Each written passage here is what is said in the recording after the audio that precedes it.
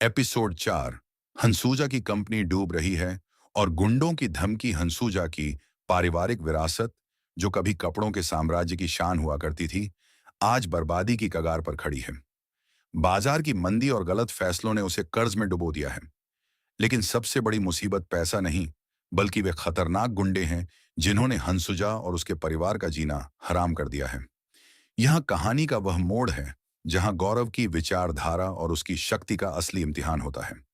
एक, डूबती कंपनी और हंसुजा की बेबसी। हंसुजा के पिता ने बिजनेस बचाने के लिए बाजार के कुछ रसूखदार मगर अपराधी प्रवृत्ति के लोगों से भारी ब्याज पर पैसा लिया था। कर्ज का जाल अब ब्याज मूलधन से ज्यादा हो चुका है। कर्मचारियों का पलायन, सैलरी न मिलने के कारण फैक्ट्री के कारीगर काम छोड़ रहे हैं। हंसुजा का संघर्ष, वह दिन रात मेहनत कर रही है, लेकिन बिना फंडिंग के सब बेकार साबित हो रहा है। दो, गुंडों की धमकी और दहशत। एक शाम जब हंसुजा अपने ऑफिस में अकेली फाइलें देख रही थी, तभी वर्मा कंपनी के पाले हुए गुंडे, वही वर्मा जिसे गौरव ने पुणे में धूल चटाई थी, उसके केबिन में घुस आते हैं। धमकी, मैडम, या तो कल सुबह तक सारा पैसा चुका दो, या फिर इस पूरी टेक्सटाइल मिल के कागजात हमारे नाम कर दो, वरना तुम्हारे बूढ़े पिता की खैर नहीं। डर का माहौल। हंसुजा की मां, जो कभी गौरव को उसकी हैसियत के लिए ताने देती थीं, आज उसी आलीशान बंगले में छिपकर रो रही हैं। तीन, गौरव का अदृश्य रक्षक बनना। गौरव को अंकिता सलाम और दीपाली मुर्मा के जरिए पता चलता है कि हंसुजा की कंपनी नीलामी की कगार पर है और उसे धमकियां मिल रही हैं। वह चुपचाप अपनी पुरानी गाड़ी निकालता है और उसी फटे पुराने कपड़ों में हंसुजा के ऑफिस पहुंचता है। हंसुजा रोते हुए, गौरव, तुम यहां क्या कर रहे हो? यहां से चले जाओ, यहां बहुत खतरा है। मेरी कंपनी डूब रही है और गुंडे मुझे और मेरे पिता को मार डालेंगे। गौरव शांत भाव से, हंसुजा, कपड़े फटे हों तो इंसान कमजोर नहीं होता। मैंने कहा था ना, मैं तुम्हारी मदद तब करूंगा जब तुम अपनी विरासत के घमंड से बाहर निकलोगी। चार, गुंडों से सामना। विचारधारा का वार तभी गुंडे फिर से पहुंचते हैं। वे गौरव को देखकर हंसते हैं। अरे, इस पटीचर को क्यों बुला लिया? क्या ये हमें फटे कपड़ों से डराएगा? गौरव बिना डरे अपना फोन निकालता है और केवल 2 कॉल करता है। पहला कॉल अपनी मैनेजर अंकिता सलाम को। अंकिता, हंसुजा टेक्सटाइल्स के सारे बैंक कर्ज अभी के अभी विचारधारा ग्रुप की तरफ से चुकता कर दो। अब से यह हमारी पार्टनर कंपनी है। दूसरा कॉल उसी डीजीपी को। सर, कुछ गुंडे एक प्रतिष्ठित परिवार को धमका रहे हैं, जरा इन्हें विचारधारा के तरीके से कानून समझा दीजिए। 5, पासा पलट गया जब पुलिस की गाड़ियां सायरन बजाते हुए आती हैं और गुंडों को घसीटते हुए ले जाती हैं, तो हंसुजा और उसकी मां के होश उड़ जाते हैं। मां की शर्मिंदगी। मां को समझ आता है कि जिस लड़के को उन्होंने भिखारी समझकर दुत्कारा था, वही आज उनके पूरे खानदान का रक्षक बनकर खड़ा है। हंसुजा का प्रेम। हंसुजा को गर्व होता है कि उसने सही इंसान से प्यार किया था। गौरव का आखिरी फैसला। गौरव ने हंसुजा के पिता से कहा, मैं यह पैसा दान नहीं कर रहा, यह निवेश, इन्वेस्टमेंट है। आपकी कंपनी अब उन अनाथ बच्चों के लिए कपड़े बनाएगी जिन्हें मैं पढ़ा रहा हूं। हम विचारधारा को सिर्फ बिजनेस नहीं, एक क्रांति बनाएंगे। गौरव और हंसुजा के मिलन का यह पल केवल 2 दिलों का मिलन नहीं, बल्कि सादगी की अहंकार पर जीत का उत्सव था। यह एक ऐसी शादी थी जिसकी चर्चा पूरे शहर में वर्षों तक रही। यहां उस अनोखी और भावुक शादी का दृश्य है। एक, मंडप का दृश्य। सादगी में ही सुंदरता। हंसुजा के परिवार ने अपनी रसूख के मुताबिक एक आलीशान होटल बुक करने की कोशिश की थी, लेकिन गौरव ने एक ही शर्त रखी, शादी उसी अनाथालय के प्रांगण में होगी जिसे मैंने पुणे में बनाया है। सजावट महंगे पर्दों से नहीं, बल्कि ताजे फूलों और मिट्टी के दियों से की गई थी। मेहमानों की लिस्ट में बड़े बड़े बिजनेसमैन कम और वे गरीब बच्चे और मजदूर ज्यादा थे जिनके लिए गौरव मसीहा था। 2, दूल्हे का आगमन। पटीचर का असली रूप। जब दूल्हे के आने का वक्त हुआ तो सबकी नजरें दरवाजे पर थीं। लोगों को लगा कि शायद आज तो गौरव शेरवानी और गहनों में आएगा, लेकिन गौरव अपनी उसी पुरानी सफेद शर्ट और साधारण धोती में आया। उसके चेहरे पर कोई चमक धमक वाला मेकअप नहीं था, बल्कि वही पुरानी खामोश मुस्कान थी। उसके साथ हाथ थामे चल रहे थे उसके पिता, एम के लेखाम और मां कमला लेखाम, जिन्होंने आज भी अपनी सादगी नहीं छोड़ दी थी। 3. हंसुजा का समर्पण। हंसुजा जब मंडप में आई तो उसने भी भारी गहने और करोधों का लहंगा त्याग दिया था।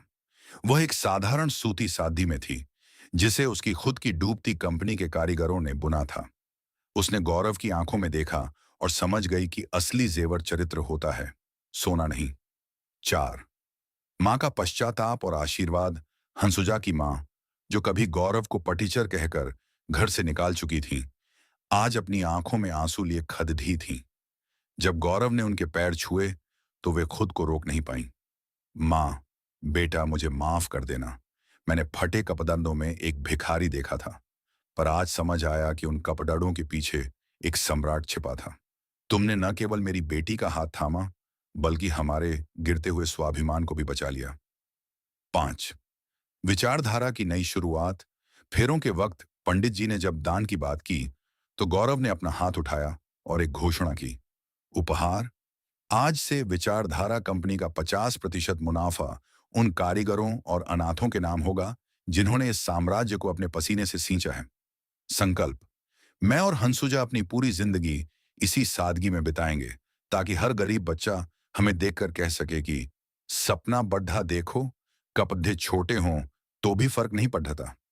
गौरव की कहानी ने साबित कर दिया कि संघर्ष की आग में तपकर जो कुंदन बनता है, उसकी चमक को दुनिया का कोई भी दिखावा फीका नहीं कर सकता। अब गौरव की शादी में उसके कॉलेज के दोस्त भी आते हैं। नेहा, सोहन श्रीवास्तव, आदि प्रिया। ये गौरव के पास जाने से भी इकराते हैं, गरीब पाठीचर आदि समझते हैं। गौरव की शादी का यह दृश्य मानवीय स्वभाव की एक कड़वी सच्चाई को दर्शाता है।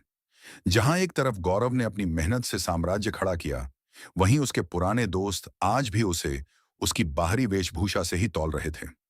यहाँ कॉलेज के उन दोस्तों की मनोदशा और गौरव की महानता का विवरण है। 1.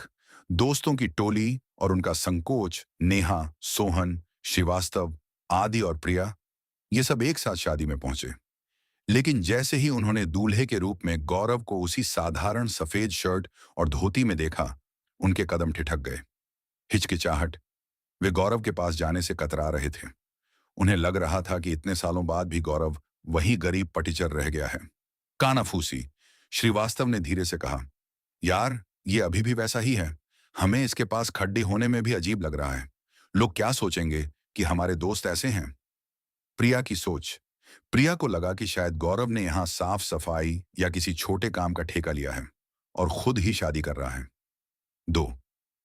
अदृश्य सत्ता का एहसास। तभी वहां एक ऐसी घटना हुई जिसने उन सब की बोलती बंद कर दी। शहर के सबसे बड़े उद्योगपति और नामी हस्तियां एक एक करके गौरव के पास आ रही थीं। वे गौरव के पास आकर हाथ नहीं मिला रहे थे, बल्कि झुककर उसका अभिवादन कर रहे थे।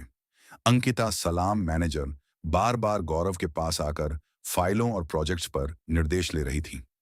3. भ्रम का टूटना। सोहन ने हिम्मत करके एक वेटर से पूछा, भाई ये दूल्हा कौन है और क्या करता है। वेटर ने गर्व से जवाब दिया, वेटर साहब, आप इन्हें नहीं जानते। ये विचारधारा ग्रुप के मालिक श्री गौरव लेकाम हैं। ये अनाथालय, ये बड्ढी बड्ढी कंपनियां सब इन्हीं की हैं।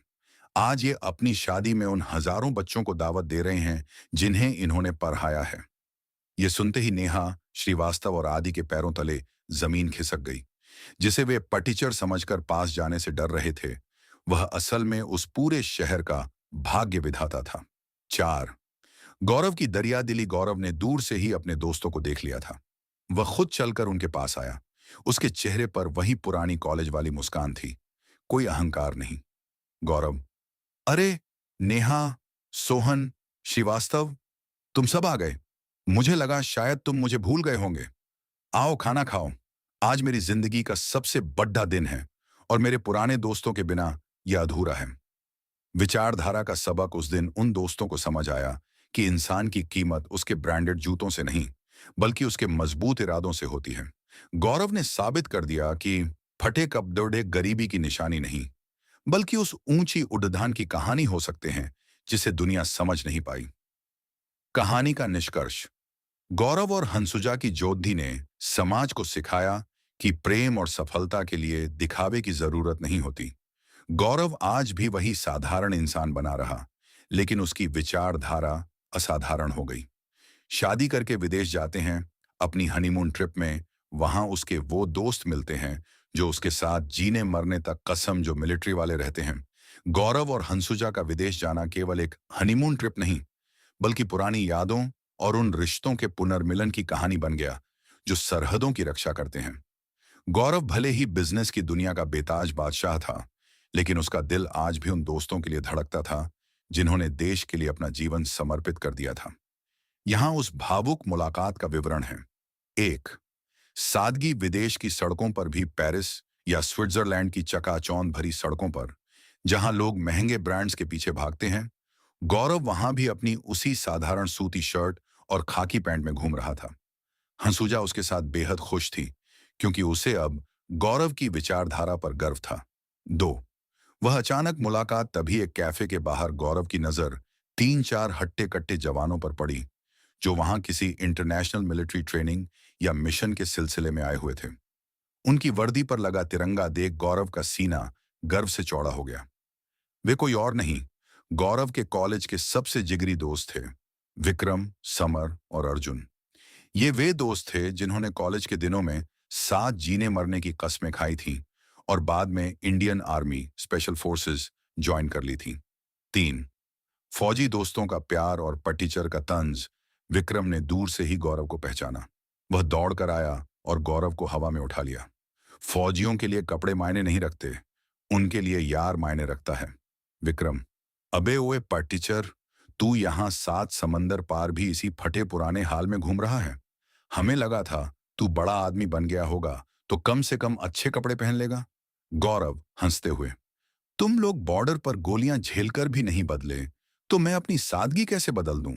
और ये देखो, तुम्हारी भाभी हंसुजा। चार, फौजियों का सम्मान और गौरव का सच। जब उन फौजी दोस्तों को पता चला कि गौरव आज विचारधारा ग्रुप का मालिक है और वह अनाथ बच्चों के साथ साथ शहीद हुए फौजियों के परिवारों की भी चुपचाप मदद करता है, तो उनकी आंखों में आंसू आ गए। एक यादगार शाम, कस्मों का दोहराव। उस रात पेरिस के एक साधारण ढाबे पर बैठकर सबने साथ खाना खाया। गौरव ने उन मिलिट्री दोस्तों से एक वादा किया, नया मिशन, तुम सरहद पर दुश्मनों से लड़ो, तुम्हारे परिवारों और बच्चों की शिक्षा की जिम्मेदारी आज से विचारधारा की है। तुम बेफिक्र रहो, तुम्हारा भाई पीछे खड़ा है। हंसुजा का भाव। हंसुजा ने देखा कि गौरव के ये दोस्त उसे पटीचर तो कह रहे थे, पर उनकी नजरों में गौरव के लिए जो सम्मान था, वह करोड़ों के बिजनेस टर्नओवर से कहीं बड़ा था। कहानी का संदेश, हनीमून ट्रिप एक रिश्तों की ट्रिप बन गई। गौरव ने साबित किया कि चाहे आप कितने भी बड़े बिजनेसमैन बन जाएं, लेकिन जो दोस्त आपके संघर्ष के दिनों में साथ थे और जो देश के लिए मर मिटने का जज्बा रखते हैं, उनसे बड़ी कोई दौलत नहीं।